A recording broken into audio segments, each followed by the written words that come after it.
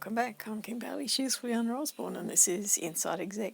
Today we're continuing Fulyana's discussion with me about administration of organisations and volunteering, and we're going to cover today how you put your hand up, how you volunteer to say you've got skills that this organisation needs, whether it is a volunteer organisation or in your own working career.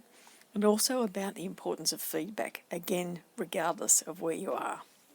So to be in that environment as a volunteer and to be as good as you are at it and contributing so much must take a lot of passion and commitment and enjoyment.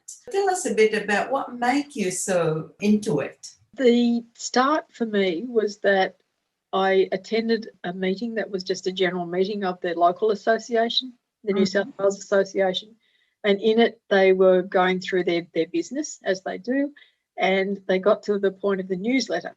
The woman I was sitting beside, almost under her breath, said, "I don't know how we're going to get this done unless we pay someone to do it." Mm-hmm. I didn't know at this stage whether anyone else in the group had the skills to be able to put a newsletter together. Right. Printed newsletter in those days. It was about desktop publishing, basically. Right. And almost without thinking, really without thinking, now that I think about it, I said, I can do that. The sense of relief that they could hand over that task to someone who knew what they were doing. And for my part, I wanted to give back to this organisation that had welcomed me with open arms, was sharing about helping me learn what I was doing. And I felt that this was a skill that where I could contribute, but part of me feeling comfortable about taking on all of the things that they were sharing with me was that I could give something back. Right. I couldn't give back in terms of what they were doing with floral design at that point because I was only learning. I couldn't give back in any other way that I could see other than with a skill that I already had that they desperately needed. Right. So that was my turning point of saying, I have this skill, I can help you. And from there, it sort of osmosis was they would come and say, oh, we need to do this technical thing online. But now we're talking 2013. So it was very early days for them to, they had a website, they had a web presence, but it was very agricultural, shall we say. Yes. It's another area where I have skills. So I said, well, I'll have a look at it. I'll see what I can do to make it a bit more interesting and usable. And as the years have progressed, it's been their opportunity to anything technology-wise that they wanted to introduce always fell into my basket because I would have a better understanding of it, they assumed, because that they saw that was what I was doing all the time. And at one point I said to them, my corporate career really was about public speaking. Yeah. It's like a revelation. It's like, we never thought of that. Now, you do all this technology stuff. That must have been what you've always done. Go back to there's another podcast we've done that talks about bragging about your successes. Yeah. Because I'd never mentioned these things, because it just didn't occur to me to say anything until the opportunity arose. They had no idea, and they can't know by osmosis what you used to do because you don't talk about it. Or when you're together, all you talk about is floral art and floral design and this structure or this technique. You don't talk about what else you used to be doing or what you've got to do next week. They wouldn't know from one week to the next that I do a podcast, that I do any of the other things that I do, because that's not what we talk about. So it talks about the public speaking, and from that they train judges and they train demonstrators, and so there's a section now that I present that talks about how you need to do it. But from that, and particularly from doing the demonstrator side of things, it gave me an idea back. And so what I realised was that there was no one in this space, floral design, that was showing floral art demonstrators, so the people who do the big display and big show, no one's showing them how to present, how in terms of public speaking and public presentations. There was no one showing them or helping them or coaching them in how to do it. It was all about, they're up there, they're really good at floral design. If they can't talk, well, it doesn't matter, because all we came to see was how they do this design. Right. That's not very good for them, for the people. So out of that came an idea for me that is another business entirely, a quite separate business, that is me coaching floral art demonstrators in public presentations, because across the world they need it. Mm-hmm. And a whole host of people who demonstrate in English for whom English is not their first language. Right. And even those for whom it is their first language, they're far more interested in the design, and they go into constructing mode and they'll put the design together and forget that they've got an audience out there that they've got to talk to and show what they're doing. And it is very hard to do something that is physically demanding in terms of constructing something and talk about it at the same time to a group of people who might ask you questions, and then you lose your place of where you are in putting this thing together. So no different to any other technical demonstration, but there was no one who understood the floral art side of it as well as the public speaking side of it. In terms of me putting my hand up and offering a skill, I actually got double back. Right. Got the idea for this other business. This is excellent example. I mean, everything that you said so far is so relevant to no matter what organization you work with or what passion you have or what job you're in. We have learned so much from that. I'm still not done with you yet, sorry. So I know that from contributing to all these things, from administration to bringing new ideas to designing to doing worldwide, you've also been a judge on those things. I'd like you to tell us a bit about the judging, and then if you can please at least end up with your most recent experience of after the Easter show. You went to Narrabri, didn't you? I'd like to hear about judging there a bit. On the judging side of things, very early on I was keen to do absolutely everything, involve me in everything. I want to be part of it all. That was a mistake. And I will say it quite clearly, I threw myself into things, I put my hand up for things that I clearly wasn't, in floral art terms, ready for. Mm-hmm. And that was purely because I was excited. It was enthusiasm, and it bubbled over into, yes, I want to be part of it all. That was very poorly managed by the organisation, I will have to say. And that was a huge lesson to me in terms of managing people who come in with excitement and enthusiasm and want to be part of everything, want to do things that are clearly beyond their skill set at the moment, Mm-hmm. but you don't want to lose them from the organisation. There was a point where very early on I could have walked from the organisation because of the way it was handled. In very technical terms, I applied to be a judge and they have a judge's training course. I can look back at it in hindsight and say I was clearly not ready. Mm-hmm. There was this dichotomy for the person managing it. She wanted me to do it. She knew I wasn't ready. She didn't know how to handle it. She kept apologising all the time. But what I found out later was that it wasn't her decision. It was a committee decision. Yeah. And people who actually voiced their disapproval or their concern didn't say a word to me, ever. Not to this day, have ever said anything. And I find that disappointing, that if you are prepared in a committee meeting to express an opinion about someone's skills, then you should be able to say that to them later on, because either you feel that way or you don't. Yeah. If you feel that way, you have to be prepared for their reaction, or you have to measure it in and communicate it in terms that they will understand. And yes, I was disappointed at the time, but I was more disappointed that they didn't speak to me about it than the decision that they'd made, because I live with the decision. Yeah. But it's communication, it's the interaction. I felt like I had done things for them and that we had good communication, that we had good understanding, but they obviously felt that they couldn't face me with this negative information. That's a management lesson that we all need to learn. Yeah.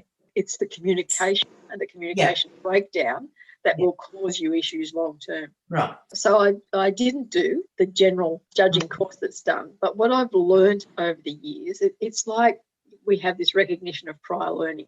So this is all my prior learning. Having been such an intense competitor over a range of competitions that are judged on similar but different rulings, I have a really good idea from a competitor's point of view about how something should be judged in terms of the rules and the regulations and the judging criteria. That gives me that, and the fact that in some competitions we get feedback and in others we don't. So I knew all along that the feedback after a competition was the thing that helped me to grow, helped me to learn. And so I was very keen for that always to be part of any judging that I did. The judging locally, if I talk about New South Wales, and it's much the same across the country, for regional agricultural shows and other, garden club shows, flower shows generally, they can choose how their competition is judged. Yeah. So they can choose, if they choose to judge it under strict association regulations, then they should have a qualified New South Wales judge or Australian judge. Right. There. But if they're like, and then many of the regional and agricultural shows are like this, they just want someone who's got a bit of experience, who their membership appreciates and recognises, to come in and talk to them about what they're doing. Then they can have anyone judge. And so on that basis, I decided that I made a very conscious decision that I wouldn't become a qualified Australian judge under Floral Art Association rules, because I didn't want to be constrained by their activities, their interpretation, their very harsh rules about how you interpret a design. I really wanted to judge on the basis of, I know you love this, I want to encourage you to keep doing it.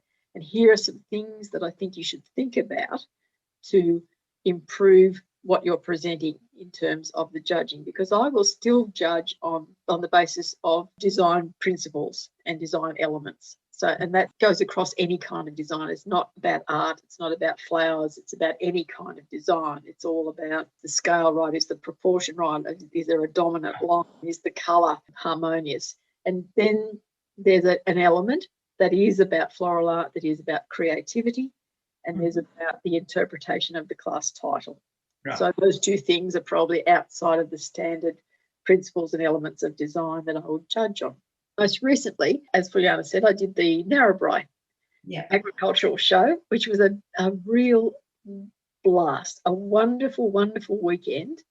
140 entries across an age range from under 5s to over 100s. So huge interest in it. And I made a point of giving every competitor, every design, some written feedback on their design, so that they had something, they could look at their design, they could look at what my reaction was and what I suggested they might like to try to alleviate some of the pressure or aggravation that I might see in a design that didn't really match the class title. And sometimes it's just about height, it was about the placement. Sometimes it's simple as how they put it on the show bench. Sometimes at an angle is better than flat facing, but our tendency is always to put it flat facing because it's a competition, it should be in this spot. Down to things like, the colour choices, the colour combinations, the suggestions about actually walking away from a design and coming back to look, like close your eyes, open your eyes again, what's the first thing you see? Because that's the first thing the judge will see, not what you've been working on or not what you had in your head. It's spaces in the design because our eyes fill in the space, because that's where we think the things should be. So it's simple stuff. And the wonderful people at Narrabri were so appreciative. I think every day there were people coming up to me saying how much they appreciated the feedback. But my contention is that we should always be doing it, because that is the only way we learn. And it's the same in the workplace. If we don't give people feedback in the workplace, how can they know how good they are or where they can improve? And it's not just about saying you didn't do that right. It's about, next time, how about trying it this way? Yes. Look at how this works. And that's been my underlying practice across the board. So if it's the fact that I'm doing the administration side of things, and they've always put the competitors for a competition together in an Excel spreadsheet that one person looks at, I'll say, can we try putting it on Airtable so everyone can see it? So it's not just one person's responsibility, and it doesn't matter if one machine breaks down, that it's stored in the cloud so everyone can see it, everyone can access it. We don't have to do anything with it, but if you're comfortable doing something with it, then you can, and everyone knows what's happening. That feedback side of things, I think, is the most important part of the competition side of things for me. I love the planning beforehand. It's almost like, any activity. So if I had a big party, I'd love the planning. Yeah. And on the day it was, that's going to happen. That's over. But I love the planning. I love the preparation. I love the thinking that happens beforehand. That's the creative process. The actual staging of the design is construction and structural, and it's frustrating. And I have on occasion walked away from a design and called it a particular name that has become historically significant in the annals of the others that compete with me. And so that's what you call something that isn't working, and you walk away from it. The first time I did it, the other competitors around me, I don't think it ever seen me lose my temper. They were struck dumb, literally just stood there looking at me, and then were worried, oh, can we do this? Can we help you? Can we fix this here? What is it? What's the matter? And I said, no, I said, I'm leaving it. It's just not going to work for me. I'm going. I'm done. I've had it. Yeah. It's good when you know when that point is. Kim, congratulations on all your achievements in that domain. I think it's quite impressive. I didn't make it clear at the beginning, but I had lots of our listeners asking me to do this, so I'm not copying out of making you do it, but they were interested because they heard bits and pieces about it over time. There's so much learning in what you just imparted to us, and I think that will apply in a workplace or anywhere else. So thank you for that.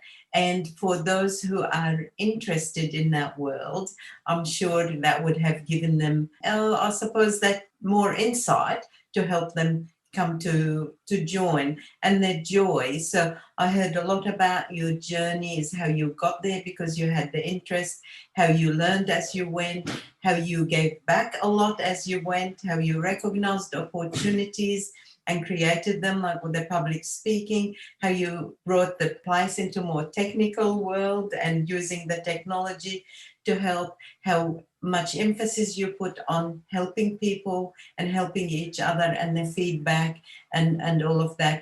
All of those are fantastic learnings and examples where how to share and impart knowledge and to make places nice to be part of, or organizations. If you're passionate about something, how far do you go? Getting up at 10:30 at night, not sleeping. Oh, I could never do that. So good on you. Is there anything on that score that you'd like to say that we didn't cover? I think that what I brought to the organisation, these volunteer organisations, was my work ethic, my experience in management, my experience in the workplace, and I just overlaid that into the organisation where I was. So I think that we all have skills that we take for granted when we're working, that another organisation, whether it's another commercial organisation or not, desperately needs. Right. And when you see an opportunity, put your hand up, I think is the message. Offer your services. Yes, it makes you a little bit vulnerable because they might say, no, we don't want that, or no, we're not interested in that, or they might do the long no and say, oh, well, can we talk about it next time? Can we think about this? Can we find out about that? Doesn't matter what their reaction is. If you believe that you've got the skills that will help them, put your hand up. Yeah. They will never know otherwise. Very true. Simple as that. All right. Now for something I've always wanted to do. Thanks again, Kim. Really appreciate it. I think we covered that very, very well. For now, I'm Fulyana Osborne. She's Kim Baillie, and this is Inside Exec. I've been wanting to do this for 6 years. 6 years. 6 years, so she's done it now. You won't hear it ever again, but it will be immortalised in voice. What I will do is put the links to some of my other websites so that if you're interested in following through and seeing some of the designs and seeing how they're constructed and the trials and tribulations of floral art in all its ways, those links will be there as well. But for now... Thank you. Go ahead now. Proper sign off for you. But for now, she's Fulyana Osborne. I'm Kim Baillie. This is Inside Exec.